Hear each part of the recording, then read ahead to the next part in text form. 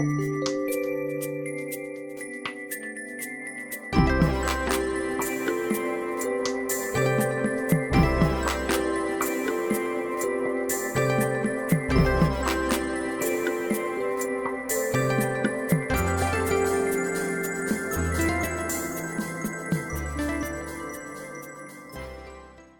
Leo. Welcome to Pandora Astrology's monthly horoscope for August of 2022. We are the astrologers of Pandora Astrology. I'm Jamie Miller. I'm in Berkeley, California. I'm Julia Mijas in San Francisco, California. Well, Leo, if this is your sun sign, then it's your birthday month. And how awesome is that? And even if it's your rising sign, it's still a great time to put attention on yourself. You're due for your yearly birthday reading, which is a really great way to get your questions answered and to leap into your new year in the most powerful, driving way. And you find a link for that in the text that comes with this video. Well, I want to say just a little bit about this Juno retrograde that's ongoing. I'll speak briefly also to Uranus turning retrograde, and then I'll throw the ball over to Julia. So Juno is traveling along through Pisces and it's retrograde. It's in your 8th house. And so there is some really deep thoughts and deep conversation going on within you and in your relationships about how your relationships may or may not align with your spiritual value system. And it's a kind of a heavy subject right now, and it's going on actually until October, and many things may depend on how this process goes. If you do want to know more about Juno retrograde, you'll find the video about it in our July 2022 news playlist on our YouTube channel, because that's where we talked about it more in depth. And I do recommend that you check that out to find out more about what this means. It'll be going on until October. So I also want to speak briefly to Uranus traveling along through your 10th house and going retrograde later this month around the 24th. And there it is, retrograde. Uranus tends to bring change and innovation. It can shift your whole view of something, your whole concept of something. And it's traveling along through the 10th house. Now, without actually knowing your birth time and having your precise birth chart to look at, we can't know what year it entered your 10th house and when exactly it leaves. But I can tell you that as long as Uranus is in the 10th house, you may be up for some really big changes in the career department, some big innovations, possibly periods of disruption on the way to up-leveling. This is the sort of thing that we can talk about in a reading in more depth with very precise dates when events may happen and what to do about it. But I do want to say that when Uranus pivots retrograde this month around the 24th, you may find yourself at an inflection point about it, some kind of crossroads of change, some sort of pivotal day where possibly a really big decision about this needs to be made. Hey, Julia, what do you have to say about Mercury, Venus, and Mars to the Leos of the world this month? Well, Leo, we'll begin with Mercury. You know, Mercury is an important guy to keep track of because he represents communication. Wherever we have him is where our mind is very preoccupied that month. And for the first couple of days of the month, Mercury is in your 1st house where he spent most of last month. So if you do want to get a more in-depth refresher on what that was like, please check out our last month's video. But Mercury in the 1st is a good time for articulating yourself well and really kind of embodying Mercury, that sense of communication and intellect, and really being able to sort of put your words forward in the proper way. Then by the 3rd or 4th, depending on where in the world you live, which time zone you're in, Mercury moves into your 2nd house of finance and stuff and, you know, all of your possessions. That's all ruled by the 2nd house. So with Mercury in the 2nd, you know, your mind might be very preoccupied on accumulating more in your life. You know, Mercury also represents buying and selling. soon. So it's possible you're going through, your inventory and wondering, should I sell this car? Should I get something new? It can be a good time for buying and selling, especially possessions.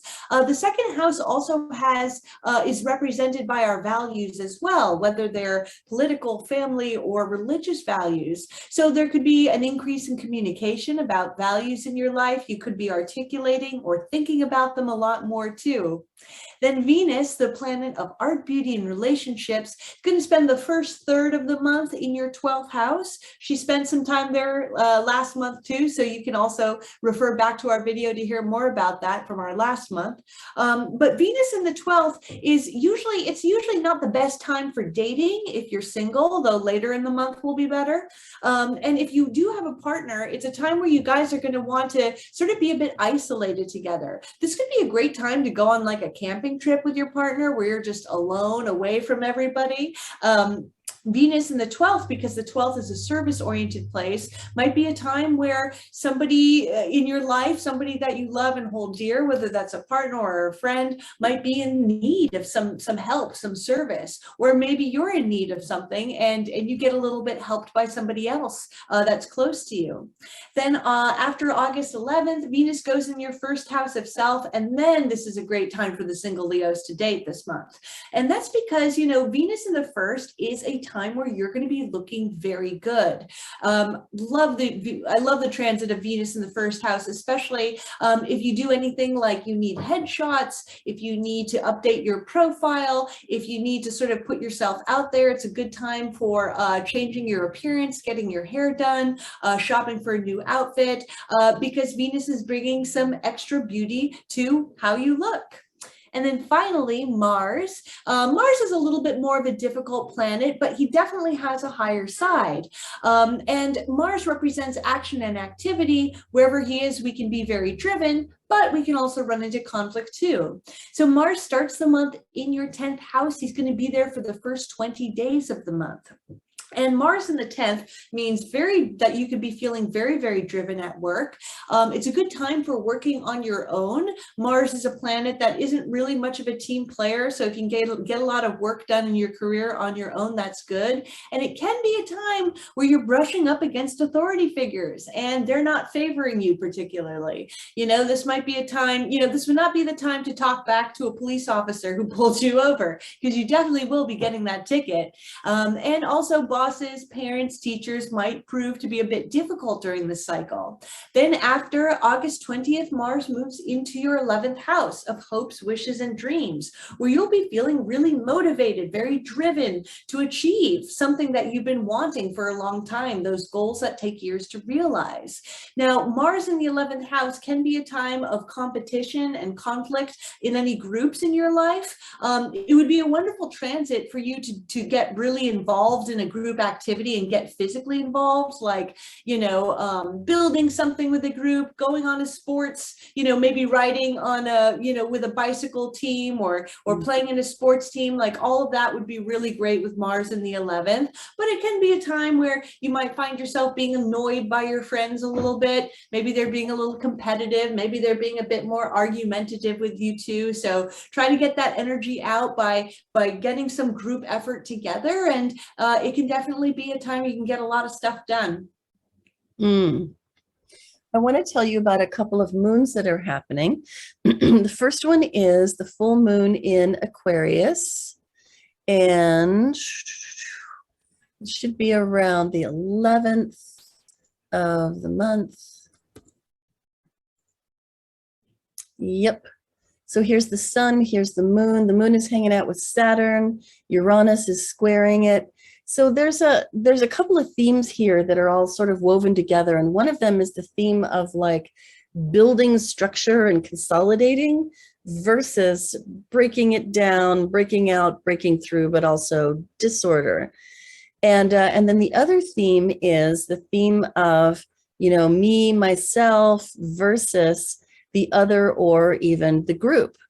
And so when you blend all of these together and you also bring in the career themes that may be going on with this Uranus here in the 10th house, There could be some pretty big sort of tugs of war, if you will, or willful people pushing back against each other, rebelling, reacting. This is likely to show up in your one-on-one partnerships. It's also likely to show up at the workplace. It might be like the clash of the titans at the workplace where like, oh my God, the higher ups are in total chaos and we here are just kind of like hunkering down and trying not to be noticed. Could be that kind of a situation. And also with Saturn traveling, long-termish for another year or so through your seventh house, there might be themes of feeling somewhat limited and constricted by your relationships. And so many factors here. And, I think that paying attention to these factors and being aware of them right around that moon on August 11th will help you to, sort of slide through without negative results. And then the next thing that happens is that the sun will change signs, and we're seeing it here, getting ready to leave Leo and move on into Virgo. I always like to say it's good to shine the sunlight of your high quality attention wherever the sun is. And after it moves into your second house around August 23rd, it's really good to begin to bring your attention to things like how you can be the best steward of your physical life possible. Most particularly, are you eating in the way that you should? Are you taking care of your body for longevity? Are you managing your money in a good way? And so spending the 30 days of the sun's transit along your second house, these are really good things to pay attention to and to cultivate. As the sun travels along through that house, the moon joins it right here around August 27th in the sign of Virgo, bringing that quality of meticulousness and the desire to create order and pay attention to details. However, scruffy little Mars is forming a square to that sun-moon combination, the new moon, and just sort of bringing in this distractible quality. I think that this Mars in the 11th house would much rather go out biking with friends, as Julia suggested, than to stay there bean counting at home.